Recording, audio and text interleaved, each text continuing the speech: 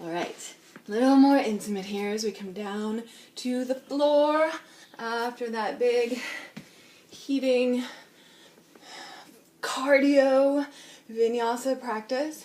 Ooh, still got the rhomboids on the back. Good job, that's where they go. I'm gonna take my glasses off now.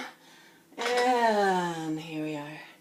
Good. So for many, you might need to sit on a blanket on the floor. I'm right on the edge where I kind of should. And so sometimes I do. Yeah. So the idea of the blanket is to get the pelvis to tilt forward so the lower back curve moves in.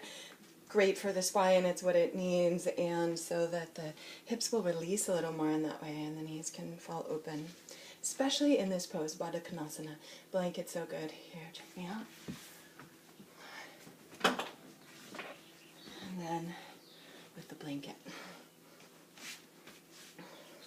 Sitting on the edge of the sits bones, get in there, get the flesh of the thighs and the booty back behind you.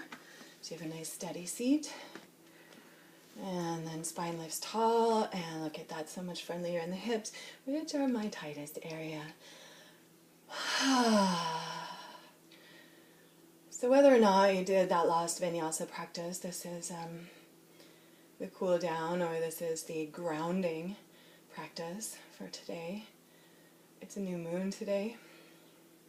Sometimes on new moon or full moon, especially if it's my personal moon time, this is all I will do, is more of the grounding practice.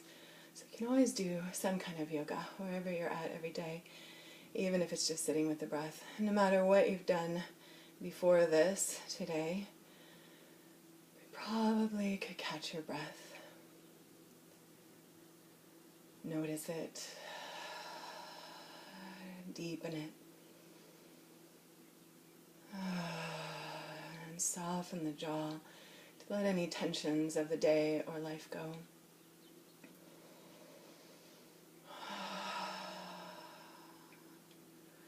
And if you're sitting with feet together, knees wide, hands on the ankles, just give a little pull into those ankles, lower back in, heart bright, rhomboids working, shoulders on the back. And if you didn't watch the last video, rhomboids are those muscles between the shoulder blades. They pull the shoulder blades onto the back. They tend to be stretched out in our world as we do everything moving forward, hands forward, holding, driving, typing, looking at our eye things. So we want to work those muscles wherever we are in our practice, remembering the space that is possible in the heart, in the shoulders, in the chest, in the breathing apparatus, making the breathing deeper and fuller changes everything. So start there. I'm going to remove my blanket now because we're going to transition. Some of you might need to stay on your blanket. I prefer the next things without my blanket. So, heart up bright. We'll extend the left leg out and bring that right heel into midline or onto the leg, more classical Janu Sirsasana style. Again, as we come into this pose, we want to root to rise, push down into the earth, squeeze the shoulders, breathe the heart bright. And feel that new moon energy. It's dark still, there may be a faintest sliver. And allow yourself to drop into that stillness, to the darkness. Maybe the past few days, maybe today even, have felt a little contracted. Kind of feel squirrely and bitchy, sometimes like clearing space and nothing's quite right for a couple of days just before the new moon, and perfectly natural it is as we dive into the dark. And then we surrender to the dark. Surrender to the earth. Surrender to our seat, our place upon the earth. Surrender to this breath.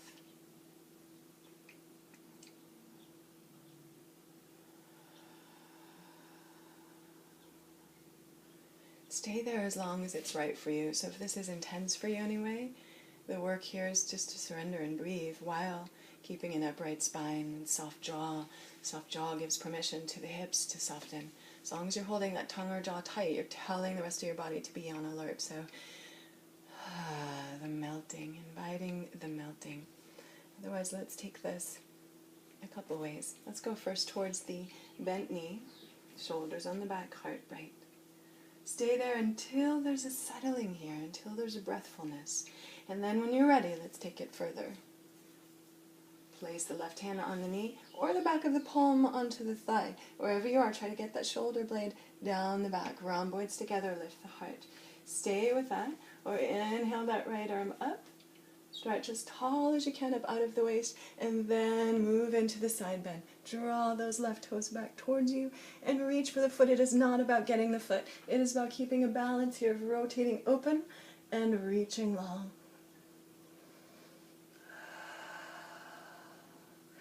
Yummy side body opening. You can also put the hand on the back of the head there and press the head back. I love this one. I found it myself in my practice. I'm sure somebody else does it, but oh, there it is. Gonna keep the hold of that knee to keep you rolling open. Again, balancing the rotation. And the yummy side body opening. Big breaths. 3 more.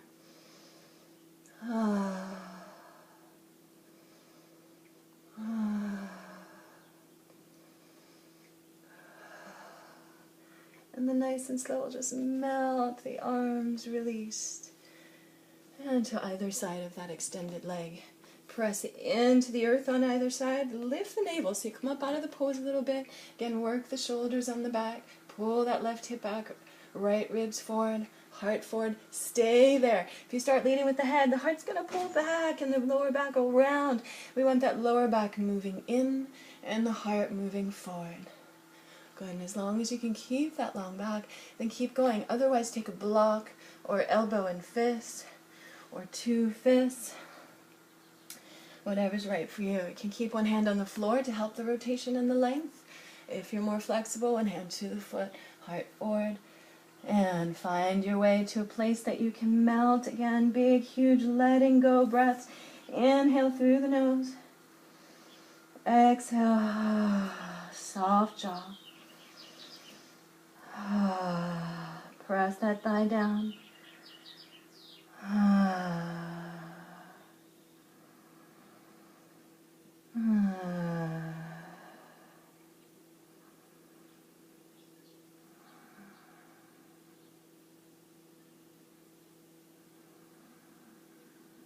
Keep the neck so soft here. Press into the leg and just drape up. Heavy head. Walk on up the leg. Press in, rise up. Shoulders on the back. And we'll extend that right leg out. Kitty.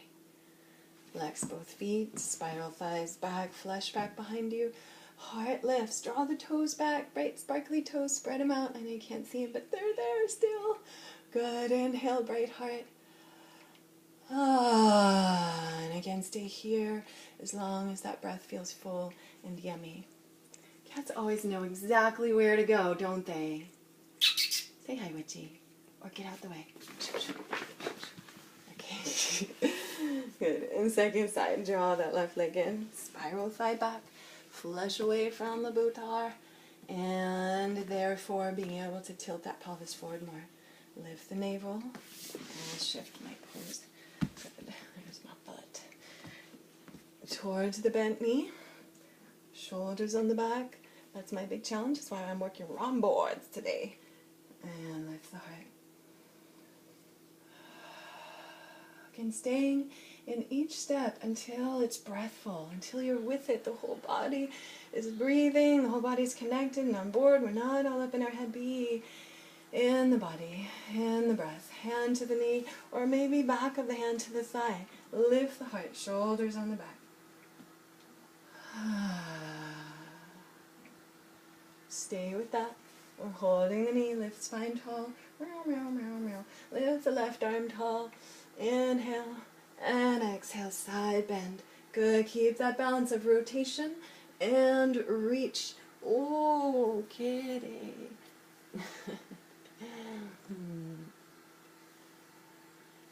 I hope you're not allergic to cats. That would suck for me. Oh, come on. Gotta get that side bend. Good, maybe the hand behind the head again. Press the head back into the hand and reach. Let the head be heavy into the hand, tractioning that side body open, keeping the rotation. Inhale, huge. Exhale. 3 more.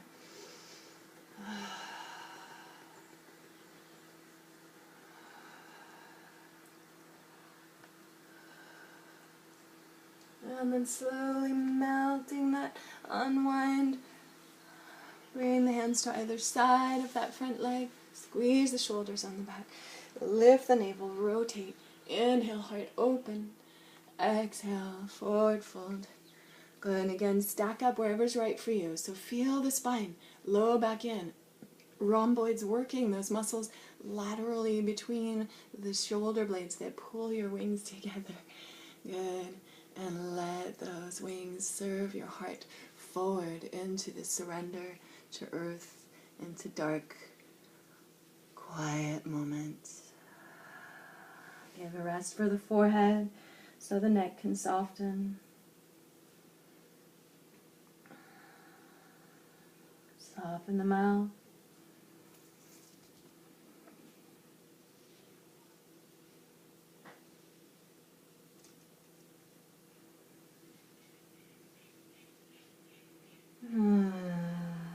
Last couple of breaths here.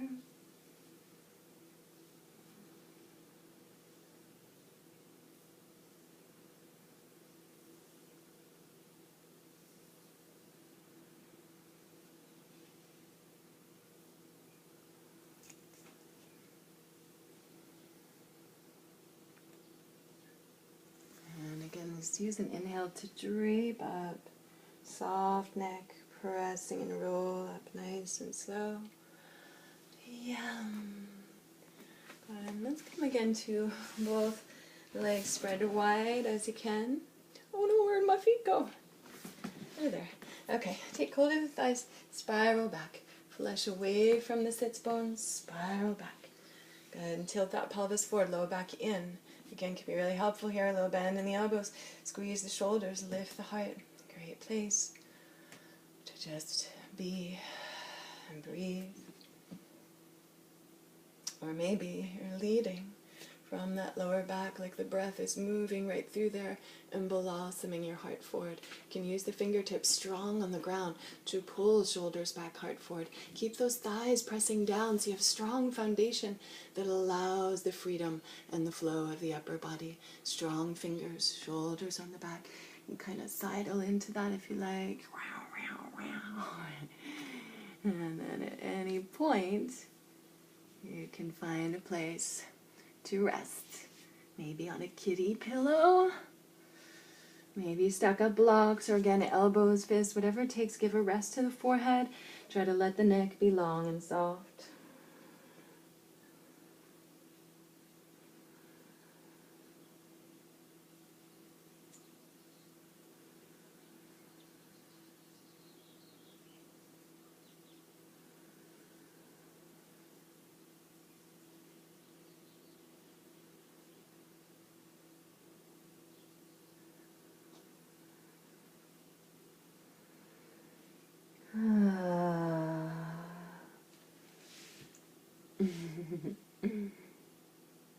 It's new moon. A good time for grounding, for resting, for petting your black kitty, for nurturing yourself, for breathing and remembering, allowing